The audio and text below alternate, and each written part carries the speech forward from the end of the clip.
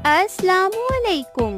अगर आपने recently root canal करवाया है और आपका पेन खत्म नहीं हो रहा तो this video is specially for you. Root canal के बाद अक्सर औकात ऐसा होता है कि पेशेंट्स को बहुत पेन होती है। इसके कुछ वजूहात हैं।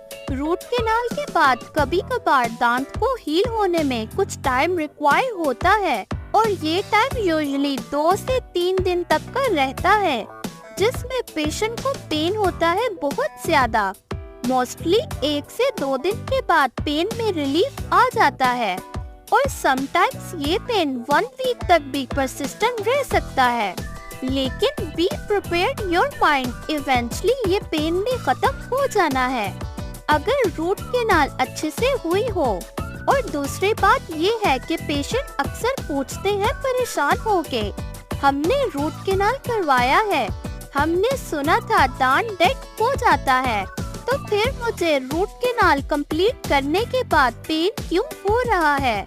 इसका मतलब ये नहीं है कि कोई नर्व एंडिंग रह गई है या कोई नर्व बच गई है या दांत सही तरह से डेड नहीं हुआ, ऐसा कुछ भी नहीं है।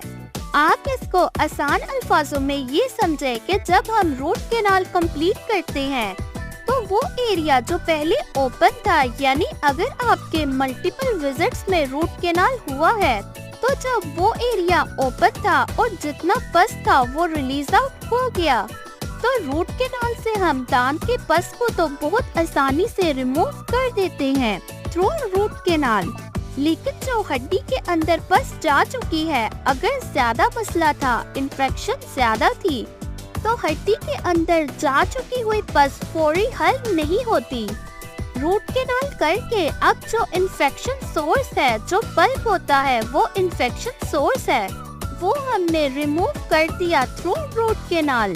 लेकिन हड्डी के अंदर जो इन्फेक्शन हल्का फुल्का सा रह जाता है, बहुत माइनर बच जाता है, उसको हम मेडिसिन डालेंगे, उन्होंने इसे क्यूर करना होता है। आसान अल्फाजों में आप ये समझे कि वो मेडिसिन जो है अपना असर दिखाने में 1 से 2 दिन लगाती हैं। आफ्टर 1 और 2 डेज ये सब ठीक हो जाता है। कुछ टिप्स है जिससे आपके पेन को रिलीफ मिलेगा। जो मेडिसिन डॉक्टर ने प्रिस्क्राइब की है वो आप रेगुलर लें। सॉल्ट वाटर या सलाइन वाटर का यूज करें। अपने दांतों को अच्छी तरह साफ करें। आप आइस पैक का इस्तेमाल कर सकते हैं और आपने इन दिनों में स्मोकिंग और अल्कोहल से अवॉइड करना है और हेल्दी चीजें खानी है, जैसे कि आप एग को कैरेट्स या स्वीट पोटैटोस का इस्तेमाल कर सकते हैं और ऐसी चीजें खानी है जिनमें विटामिन ए और विटामिन सी बहुत हो। और स्पाइसी, ऑयली, क्रंची और शुगरी फूड से आपने एटलीस्ट 2 से 3 दिन अवॉइड करना है। और जिस साइड पे आपने रूट कैनाल करवाया है उस साइड पे आपने च्यू नहीं करना, यानी उस साइड पे आपने खाना नहीं चबाना। सो दोस्तों, अगर आपको हमारी वीडियो अच्छी लगी हो तो कमेंट सेक्शन में अपनी राय का इज़हार लाजमी कीजिएगा। शुक्रिया, अल्लाह हाफिज। और आप सजेस्ट भी कर सकते हैं कि कौन से टॉपिक पे मैं वीडियो बनाऊं।